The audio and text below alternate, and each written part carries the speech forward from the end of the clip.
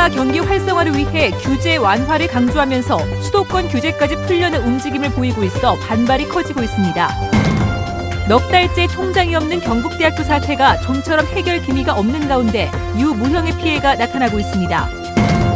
박근혜 대통령의 대선 공약인 기초연금 20만 원 모두를 받는 사람은 절반에 불과하지만 지자체 부담은 2배 이상 늘어났습니다. 글도 몰랐던 어르신들이 시를 쓰고 자서전까지 펴내는 등 문학을 통해 삶의 활력을 되찾고 있어 눈길을 끌고 있습니다. 네, 여러분 안녕하십니까? 대구 경북 소식 전해드립니다. 정부가 경기 활성화를 위해 규제를 푸는 쪽으로 정책을 펴고 있는데 그동안 막아왔던 수도권 규제까지 풀려고 해서 논란이 일고 있습니다.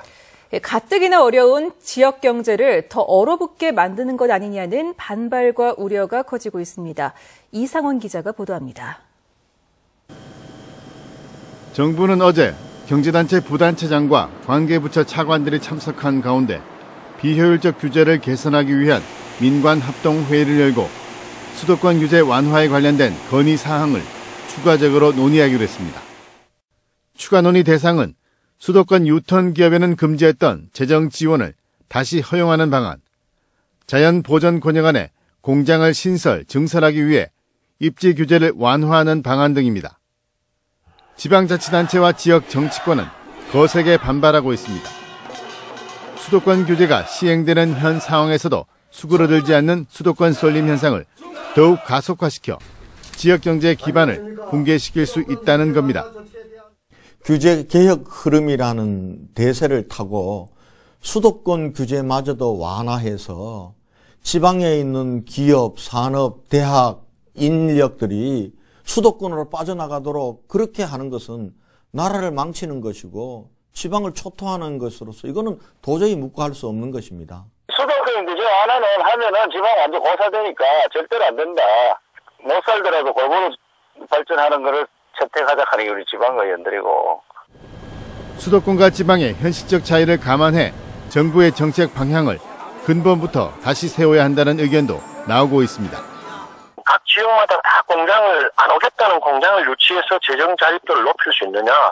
저는 그건 불가능한 이론이라 보고 각 지역별로 기업이 원하는데 유치를 해서 생산을 해서 그거를 공평하게 갈라야 된다는 주장이죠. 규제 완화를 통해 경기를 활성화시키겠다는 정부 정책이 자칫 수도권과 지방에 갈등만 부추기는 것 아니냐는 우려의 목소리가 커지고 있습니다. MBC 뉴스 이상원입니다. 모든 어르신들에게 20만 원씩 드리겠습니다. 박근혜 대통령의 대선 공약이었는데 실제로 기초연금 20만 원을 다 받은 사람은 절반 정도에 불과했고 지자체 부담은 배 이상 늘었습니다. 윤영균 기자가 취재했습니다. 지난 7월부터 대구의 만 65세 이상 20만 명 정도가 기초연금을 받기 시작했습니다. 많이 보태면 되지요. 10,000원 또 보태면 되는데 10만 원이 넘는데 그래 보태면 되지. 하지만 이 가운데 20만 원을 다 받은 비율은 56.4%로 절반을 조금 넘기는 수준입니다. 특히 기초생활수급자 2만 3천 명은 기초연금 20만 원을 받긴 했지만 다음 달 받는 기초생활급여에서 10만 원 가량이 깎인 것으로 나타났습니다. 또 기초생활수급자 880여 가구는 아예 현금급여 자격을 박탈당한 것으로 나타났습니다. 기초연금을 준 뒤 현금급여에서 빼앗는 이른바 기초연금이 줬다 뺏기 연금으로 전락했다는 비판이 나오는 대목입니다. 기초노령연금보다 초과된 부분들에 대해 가지고 생계급여에서 깎아버리기 때문에 이분들은 처음에는 더 받은 것처럼 되지만은 결국에는 총액으로 따지면 받은 거나 안 받은 거나 차이가 없는 부분들이죠. 대구시와 구군의 부담도 기초노령연금이 시행되던 지난 2013년에 비해 내년에는 2배 이상 늘어납니다. 기초연금 지급액 중 20-30%를 부담해야 하니 대구시가 780억, 8개 구군은 510억 원을 내야 합니다. 특히 서구나 남구처럼 재정 자주도가 낮고 기초연금 대상자가 많은 곳은 예산의 여유가 없어져 기초자치단체 사이에서도 복지 빈익빈 부익부 현상이 심해지는 원인이 됩니다. 기초연금이 국가에서 시행하고 전국적으로 똑같은 현상이라서 그걸 줄여서 안 줄 수는 없는 방법이고, 그래서 다른 기편성된 사업들을 줄이든지 아니면 지방세를 확보도 한다라든가 중앙부처에 더 특별 지원을 받아야 해결이 될 것 같습니다. 복지단체들은 기초연금 제도가 대선 공약에서 시작된 국가사업이고 보편적 복지사업인 만큼 국고 부담을 높이거나 중앙정부에서 전액 부담해야 한다고 주장하고 있습니다. MBC 뉴스 윤영균입니다. 초기 창업자나 창업기업에게 창업 공간을 제공하고 자금과 영업력 부족으로 창업 활성화 단계에 진입하기 어려운 청년 창업자들을 지원하기 위한 청년 ICT 창업 성장센터가 오늘 문을 열었습니다. 이 센터는 3명에서 7명까지 쓸 수 있는 창업 사무 전용 공간 23개와 회의실 등 기업 활동에 필요한 공간을 마련하고 청년 창업 기업을 위한 상담과 자문도 해줄 계획입니다. 회사에 사장이 없으면 회사가 잘 안 돌아가는 것처럼 대학도 총장이 없으면 이런저런 피해를 볼 수밖에 없습니다. 이 넉 달째 총장이 없는 경북대학교가 이런 상황인데 걱정이 현실로 나타나고 있습니다. 박재영 기자가 보도합니다. 한국바이오협회가 최근 계명대학교와 산학협력 교류협약을 체결했습니다. 한국바이오협회는 우리나라 바이오 산업의 구심체 역할을 하고 있는데 계명대와 손을 잡고 국내 바이오 산업 발전과 기술 인력 양성을 추진하기로 한 것입니다. 바이오협회는 당초 협력 대상학교로 경북대학교도 염두에 두고 있었지만 총장 공석에 따른 파행을 우려해 계명대를 선택했습니다. 준비가 전혀 안 돼 있어요. 여기는 경북대학은. 올해 기간 동안 그러고 있으니까 저희 협회에서는 아마 MOU 체결하는 데는 좀 주저하게 됐죠. 바이오 중심 대학으로 거듭날 수 있는 절호의 기회를 총장 공석이라는 악재를 만나서 날려버린 겁니다. 학내 분위기도 어수선합니다. 교육부의 제동 등으로 지난 9월 1일부터 넉 달 가까이 총장 공석 상태를 빚으면서 유무형의 피해가 불가피한 상황입니다. 내년 예산도 지난해와 비슷한 수준이긴 하지만 총장이 직접 발로 뛰지 못한 아쉬움과 박탈감이 표출되고 있습니다. 지금 대행하고 부총장 이래가지고 나가서 할 수 있는 얘기랑 무게가 많이 다르겠죠. 길게 봤을 때 그게 이제 올해 더 받을 수 있는 걸 못 받은 수도 있고, 그죠? 아무래도 우리한테 손해 아니겠습니까? 정부의 강도 높은 대학 구조조정이나 새로운 사업 추진 등 중요한 의사 결정에서도 차질을 빚을 수밖에 없어 총장 공석에 따른 피해가 현실로 나타나고 있습니다. MBC 뉴스 박재영입니다. 교육부는 경북대 총장 임용 제청 거부와 관련해 교육공무원 인사위원회에 심의를 거쳐 결정된 것이고 관련 법률에 근거해 회의록 내용과 거부 이유는 공개할 수 없다는 회신을 경북대에 보냈습니다. 경북대 본부와 경북대 교수회는 각각 공문과 정보공개 청구를 통해 임용 제청 거부 사유를 밝혀줄 것을 교육부에 요구했습니다.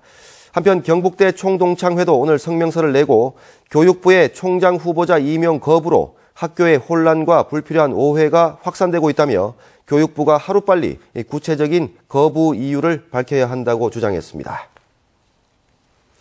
어려운 이웃을 돕기 위한 희망 나눔 성금 모금이 예년보다 많이 저조합니다. 올해 목표액을 달성하기 힘들 것으로 보여 시도민들의 적극적인 동참이 절실합니다. 이호영 기자가 보도합니다. 지난 1일부터 경북사회복지공동모금회의 희망 나눔 성금 모금이 시작됐지만 올해는 예년과 달리 모금 사정이 그리 좋지 않습니다. 지금까지 기부된 경북 지역의 모금액은 105억여 원으로 지난해 같은 기간보다 6억 7천여만 원이나 적습니다. 이 같은 금액은 올 목표액 161억 7천여만 원의 65%에 머물고 특히 기업체 기부가 22억 3천여만 원에 불과해 지난해보다 10억 원 이상 줄어 사회복지 모금에는 비상입니다. 사실 기업체 기부금이 지난해보다도 3분의 1이 줄었습니다. 그리고 이것은 저희들 사회복지 공동모금회가 시작한 17년 만에 처음입니다. 굉장히 어려운 상황에 처해 있습니다. 상당수의 기업들이 세월호 사태로 지난 4월 기부금을 미리 낸 데다 경기 침체가 이어지면서 사회공헌 예산을 줄이는 경향타수로 보입니다. 하지만 기업 기부가 줄은 반면 개인 기부는 83억 5천만 원으로 지난해보다 4억 원 이상 늘어났습니다. 그렇습니다. 이대로 가다가는 혜택 받는 분들 참 적어질 것 같습니다. 경북도는 자랑스러운 경북도입니다. 전국에서 만날 서울, 경기 다음에 경북이었는데 올해도 그 유지할 수 있도록 적극적으로 참여해 주셔서 많이 도움 주시면 고맙겠습니다.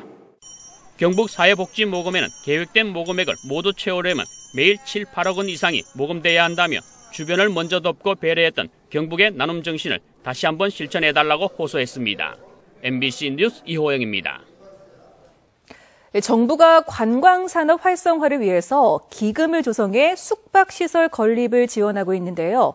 안동의 한 호텔이 이 기금을 지원받아 호텔을 건립하고는 예식장 영업을 해서 논란이 일고 있습니다. 조동진 기자의 보도입니다. 지난 2010년 관광진흥자금 80억 원을 지원받아 건립된 안동문화관광단지의 한 가족 호텔입니다. 그런데 이 호텔은 휴양문화시설지구에만 들어설 수 있는 예식장을 운영하고 있습니다. 일반 예식업체 측은 이 호텔이 기금의 목적과는 달리 회의장과 연회장을 예식장으로 불법 용도 변경해 사용한다고 주장합니다. 누가 보더라도 예식장 시설인데 안동시장 이하 국과장 담당자 라인에서는 아직까지 예식장 시설인지 아닌지 모르겠다고 합니다. 그러나 호텔 측은 예식 영업은 법적으로 아무런 문제가 없다는 입장입니다. 규정에 의하면은 호텔에 딸린 부대 시설은 호텔 주 기능과 동일한 것으로 봅니다. 법적인 하자 전혀 없고, 그리고 이곳은 결혼 외에 교육, 회의 등과 같은 다양한 행사들을 치르고 있습니다. 호텔 측과 일반 예식업체 간의 논란이 거세지고 있지만 안동시는 불법 여부에 대한 결론도 내지 못한 채 부서 간에 서로 미루고만 있습니다. 또 예식업이 자유업이니까 어디든지 할 수 있는 용도고, 그러다 보니까 서로 이제 어떤 종합적으로 검토하기 조금 결정하기가 힘든. 문화체육관광부 역시 관광진흥기금이 예식장 건립에 사용된 것은 잘못이라면서도 정작 행정 조치는 안동시에 떠넘기고 있습니다. 안동시는 최근 감사원의 회신을 근거로 연간 150일 정도의 예식 영업은 예식장으로 보지 않을 수 있다는 애매한 해석으로 행정조치에 손을 놓고 있습니다. 불법 행위를 이처럼 지속적이고 조직적으로 계속적으로 비호화를 한다 그러면은 이 정상적인 행정 시스템이 작동하지 않고 있다라고 밖에는 볼 수. 행정기관이 서로 업무 판단을 전가하고 제대로 직무를 수행하지 못하면서 행정의 공식력만 떨어뜨리고 있습니다. MBC 뉴스 조동진입니다. 국회는 오늘 국회 본회의를 열고 강석호 의원이 대표 발의한 원자력 발전소가 지방자치단체에 내야 하는 지역자원시설세, 즉 원전세를 현재 킬로와트당 0.5원에서 1원으로 올리는 지방세법 일부 개정안을 통과시켰습니다. 이에 따라 경북의 경우 연간 115억 원에서 231억 원, 울진군은 127억 원에서 253억 원, 경주시는 87억 원에서 174억 원으로 원전세가 늘어납니다. 글도 몰랐던 어르신들이 시를 쓰고 자서전을 펴내면서 삶의 활력을 되찾고 있습니다. 굴곡 많았던 시절의 애환이 생생하게 담겨 있어 감동을 주고 있다고 합니다. 어르신들의 글쓰기 열풍, 양관희 기자가 취재했습니다. 영감하고 자식처럼 키웠다. 돈이 그래서 파이다. 해도 어려운 농사일을 해학적으로 푼 79살 장병학 할머니가 쓴 시입니다. 시를 뭐 써라 아무끼나 한번 써보라겠어.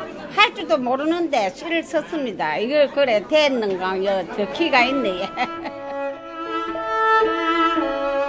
지난해서야 글을 배운 칠복군 할머니들이 시 전시회를 열었습니다. 딸 여럿 낳았다고 엄마가 할매에게 야단 맞았다는 77년 전 어린 시절 얘기에서 모든 게 낯설어서 눈물이 났다는 시집가던 날의 기억까지 할머니들의 시에는 우리네 삶이 담겨 있습니다. 감회가 새로워요. 진짜 지나가는 일을 이제 와서 글을 배워가 쓰니까 진짜 기분도 좋고 나도 이런 날이 있나 싶어요. 지금껏 살아온 삶을 되돌아보며 자서전을 쓰는 어르신들도 늘고 있습니다. 대구 북구에 사는 19명의 어르신들은 2달간의 강의를 듣고 거울과도 같은 자서전 28편을 담은 책 한 권을 냈습니다. 지나간 일들을 이렇게 되새겨 볼 때 객관적으로 볼 수 있어서 내 자신이 치유되는 느낌을 받았습니다. 이런 어르신들의 문학은 나이가 들수록 느끼는 소외감을 치유해주고 나아가서 생활 속에 비친 힘겨웠던 우리의 역사까지 되돌아보게 하고 있습니다. 우리나라의 이 현대사에 있어서 격동기를 지내오신 분들입니다. 한 사람 한 사람이 쓴 그 글을 통해서 우리 현대사를 볼 수 있고 우리의 역사를 볼 수가 있는 그런 아주 의미 있는 과정이라고. 이 같은 추세에 맞춰 지자체도 잇따라 관련 강좌를 내놓으면서 문학이 어르신들의 삶 속으로 자연스럽게 녹아들고 있습니다. MBC 뉴스 양관입니다. 대구시 교육청이 내년 교원 임용시험에서 인문학적 소양평가를 시행하기로 하고 교원 인문정신 소양평가소위원회를 구성해 2차 임용시험 심층 면접에서 인문학과 관련해 추가할 문항 등을 검토하고 있습니다. 대구시 교육청은 지역 대학과도 교원 인문학 면접시험 도입에 관한 업무 협약을 맺고 대학 교육 과정에 인문학 면접시험 관련 내용을 반영해 취지를 살릴 계획입니다. 오늘 낮 12시에 대구시 북구 노원동 관측소에서 시간당 평균 미세먼지 농도가 세제곱미터당 213마이크로그램을 기록하는 등 오늘 대구 경북의 미세먼지 농도가 평소보다 2배에서 4배가량 높았습니다.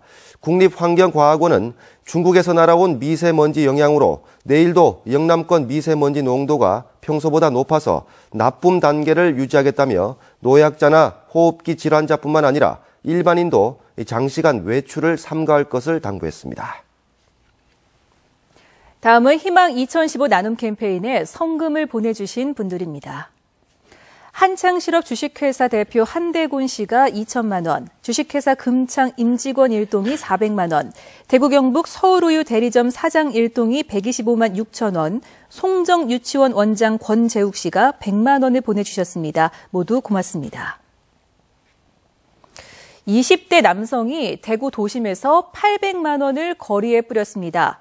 대구 달서경찰서에 따르면 오늘 낮 12시 50분쯤 대구 달서구 송현동 성당역 3번 출구 부근에서 27살 안모 씨가 5만 원권 지폐 130장을 거리에 뿌렸습니다. 지난 5월부터 정신착란 증세를 보였다는 안 씨는 현금 4,700여만 원이 든 종이 가방을 들고 거리에 나와 이 가운데 800만 원을 뿌렸는데 뿌린 돈은 회수하지 못했습니다. 국회 국토교통위원회 새누리당 김희국 의원이 국토교통부에서 제출받은 자료에 따르면 지난 2009년 이후 5년 동안 채무 불이행에 따른 청약통장 강제 해지 건수가 22만 건, 금액으로는 3,800억 원이나 됐습니다. 김 의원은 청약저축은 내 집 마련과 최소한의 주거기회를 제공하는 특수성이 있다며 민사집행이나 국세를 징수할 때 후순위에 두거나 일정 금액 이하는 압류를 피하는 방안을 고려해야 한다고 주장했습니다. 달리는 스님으로 유명한 구미 대둔사 주지인 진호 스님이 한국과 베트남 우호 증진을 위해서 내년 1월 1일부터 30일까지 베트남 북부 까오방에서 중부 다낭까지 1000km를 뛸 계획입니다. 김천시 다문화가족 지원센터장으로 활동 중인 진호 스님은 달리기를 통해 후원자를 모은 뒤 후원금으로 베트남 농촌학교에 화장실을 지어줄 예정입니다. 경상북도는 이달 초 터키에서 열린 유라시아 최대 농업 전시회에 경북도 내 우수 농자재 기업 10곳이 참가해 수출 상담 399건, 수출 계약 452만 달러치를 체결했다고 밝혔습니다. 특히 과수자재를 생산하는 예천의 다인산업과 경산 그린 아그로텍은 현지 바이어들로부터 높은 관심을 받았습니다. 경주시가 지난 10월 음주운전으로 운전면허가 정지된 공무원 K씨를 지난 24일 인사해서 2달 만에 6급 담당으로 승진시켜 논란이 일고 있습니다. 일부 공무원들 사이에 논란이 일자 경주시는 당사자가 인사위원회에서 견책 징계를 받은 뒤 경상북도에 소청을 제기해 불문으로 감경됐기 때문에 승진에는 문제가 없다고 밝혔습니다. 문경경찰서는 지난 23일 문경시 점촌동 의류가게에서 여성용 코트 한 벌과 주차된 화물차에서 패딩 점퍼를 상습적으로 훔친 혐의로 62살 김모 씨를 구속했습니다. 절도 전과 11범인 김 씨는 지난 2일 만기에 출소한 뒤 이달 20일까지 법무부의 사회 적응 프로그램을 받다가 이탈했는데 경찰 조사에서 사회 적응이 힘들어 다시 감옥에 가기 위해서 이 같은 범행을 저질렀다고 진술했습니다. 상주경찰서는 지난 24일 밤 9시쯤 상주시 만산동의 자동차 정비소에 몰래 들어가 가게 주인의 1톤 화물차를 훔쳐 달아난 혐의로 45살 A씨를 구속했습니다. 조울증을 앓고 있는 A씨는 차 수리가 늦고 수리비가 많이 나온다며 전날에 해당 정비소를 찾아가 항의했던 것으로 알려졌습니다. 오늘 오전 10시쯤 포항시 동해면 흥환해수욕장 부근 해안가 50m 지점에서 길이 1.2m, 폭 0.6m짜리 국제보호종인 푸른 바다거북 한 마리가 죽은 채 해안가에 올라온 것을 주민이 발견했습니다. 국립수산과학원 관계자는 사진으로 봐 정확히 알 수 없지만 등껍질이 벗겨진 상태로 보면 죽은 지 한 달 정도 됐고 부패가 심해 나이나 사인 등은 확인이 어렵다고 설명했습니다.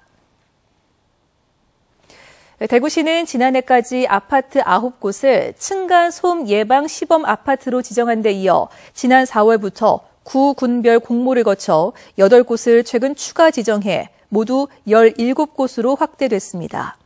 해당 아파트 단지는 입주민 설명회와 주민 설문조사를 통해 소음 방지를 위한 실천 사항을 담은 생활수칙을 주민 자율로 만들고 자체 층간소음 관리위원회도 구성했습니다. 대구시는 2018년까지 500억 원을 들여 서대구 공단과 삼공단 도로, 산업단지 진입도로 등을 건설하고 대구 세계 육상로 등 12개 도로는 주민수건사업으로 2,113억 원을 들여 건설하는 등 신규 또는 계속 사업으로 내년에 20개의 도로를 건설합니다. 네, 지금까지 대구 경북 소식 전해드렸습니다. 여러분 고맙습니다.